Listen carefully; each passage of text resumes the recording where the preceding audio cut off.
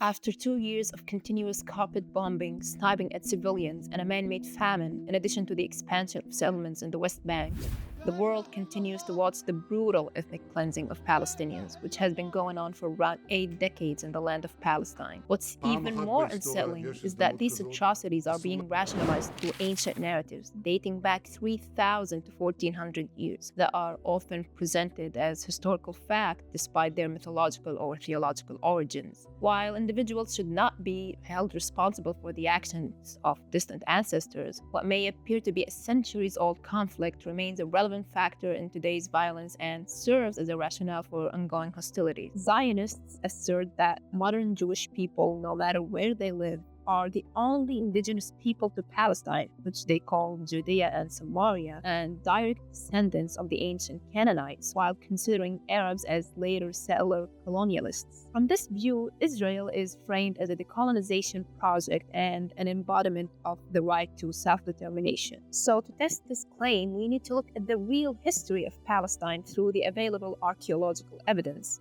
Was the land predominantly Jewish, or does the historical record reveal a more complex landscape? Let us begin in the 3rd millennium BCE in the area along the banks of the Jordan River and the Levantine coast, especially its southern parts. This area was called Canaan or Canaan by hieroglyphic and cuneiform sources. The inhabitants of this land followed a pagan religion centered on gods and goddesses like Baal, Baalat, Ashtaroth, and Il. The population was composed of local Levantines with significant gene flow from neighboring regions such as Anatolia, the Zagros Mountains, and the Caucasus. The Canaanites were an example of a rich civilization. They influenced the surrounding and consequently later civilizations such as ancient Greece. Now, building on this foundation, it is notable that in addition to the urban Semitic Canaanites as early as 4000 to 2000 BCE, ancient Egyptians, Hurrians, and even probably some Indo-European groups brought by Hittite and Mitanni empires and nomadic or semi-nomadic Semitic groups all lived in Canaan, reflecting a lifestyle of coexistence and mutual influence while still enjoying the freedom to express one's own culture.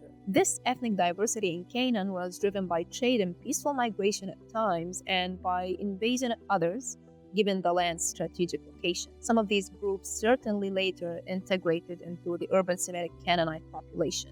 This is why the term Canaan is considered a geographical rather than an ethnic term by many historians. In her book, The Canaanites, ancient Near East scholar Mary Ellen Buck states that as populations migrated into the region, though they may have retained their unique ethnic identities and cultures, they were often recognized by outside populations as Canaanites or residents of the land of Canaan. However, the period of relative peace for Canaan soon came to an end. Subsequent turmoil gripped the region. Cities in the Levant are being destroyed and burned to the ground. People are starving, and kings are begging their counterparts to rescue their dying cities. It is the Bronze Age collapse. Boats and ships are increasingly coming closer to the coastal cities in the Levant. No one knows who the people on the ships are and what they are bringing with them, whether it's mercy or absolute brutality. Here comes the Sea People. The Palest, one of the groups known collectively as Sea Peoples, are widely recognized as the Philistines, whom the Bible describes as originating from Crete. No one knows the precise origins and motivations of these invaders.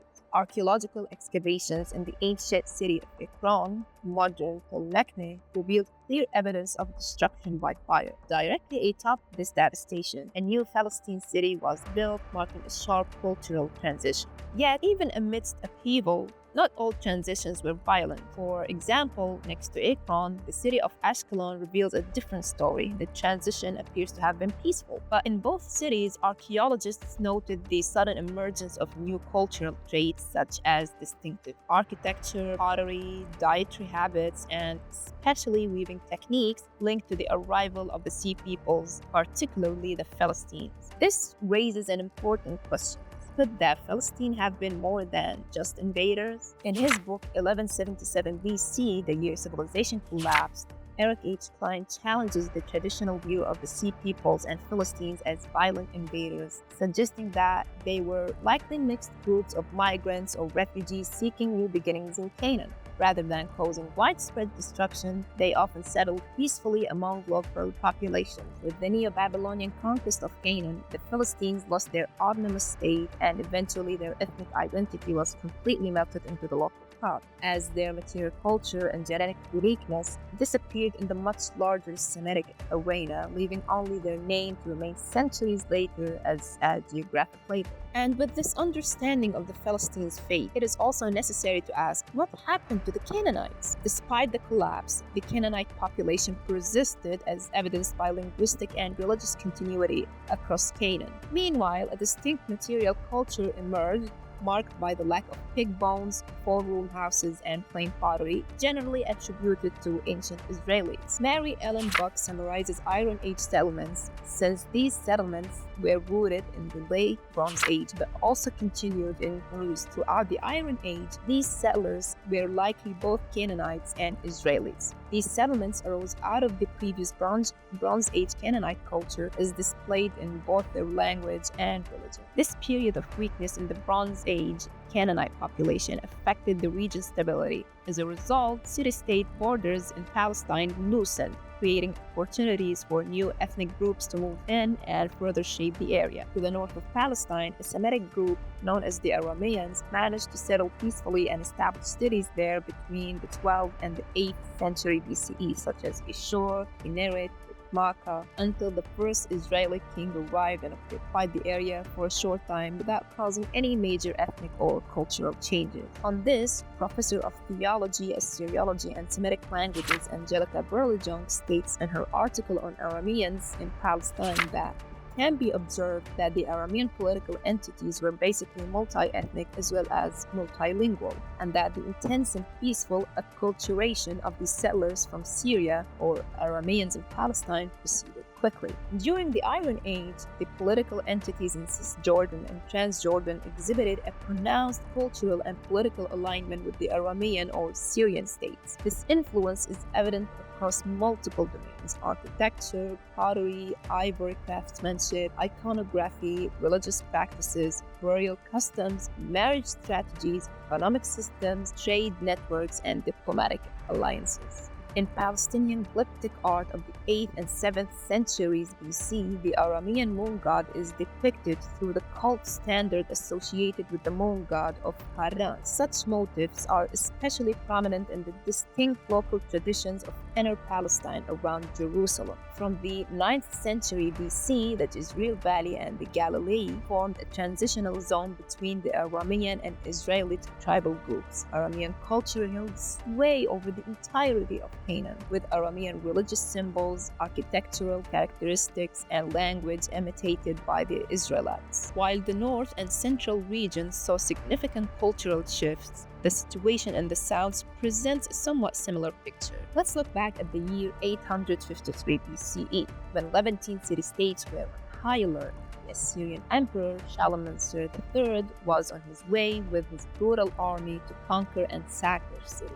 An alliance is formed, combining infantry, chariots, cavalry, and camels to resist the mighty, fearsome king. The Kurd monolith of Shalmaneser III tells us about the members of this alliance located in Qarqar in northern Syria, which included Adad Idri of Damascus, Erhalini of Hamath, Ahab the Israelite, and Jindibu the Arab. What might come as a shocking surprise to many is that Arabs were already an ethnic component in Palestine in the Iron Age. Back then, Arabs were a ritual community, not a nationality or a nomadic group, that lived in distinct settlements, spoke a special archaic language, and were known for spiritual roles like soothsaying, later integrated into broader history by Assyrian and Levantine states. They lived along the King's Highway, working as tradesmen, pastoralists, and at times warriors. The highway's western bifurcation, which branched off the Tyre, passed through the territory of the Kingdom of Israel, indicating that Arabs frequently traversed the kingdoms of Israel, Samaria, and Judea, and they probably even settled in and around them for economic reasons. It is also confirmed that Arabs settled in Palestine as displaced people by the Assyrians. In the annal inscriptions belonging to Sargon II found in Khorsabad, it is mentioned that the people of Thamud, Ibadidi, Marsilani, and Ephʿal, the distant desert-dwelling Arabs, were defeated and their survivors deported to Samaria. Later on, Jewish tradition recalls the ancient Arab presence in Palestine, especially in its southern cities, such as Gaza and Berlejung. On that, John Retsö comments in his book, The Arabs in Antiquity, Their History from the Assyrians to the Umayyads, that the appearance of the enigmatic Urbi in documents contemporary with Ezekiel, together with the archaeological documentation of extensive camel breeding in Judea at this time, makes it likely that we have here a memory preserved by the chronicler of the presence of experts on camel breeding and small cattle holding, which could very well be identical with Ezekiel's Urbi, i.e., the Arabs. In rabbinic literature, Arabia is equated with South and Southwest Palestine, as evident in the Targum Pseudo-Jonathan to Genesis 25:13.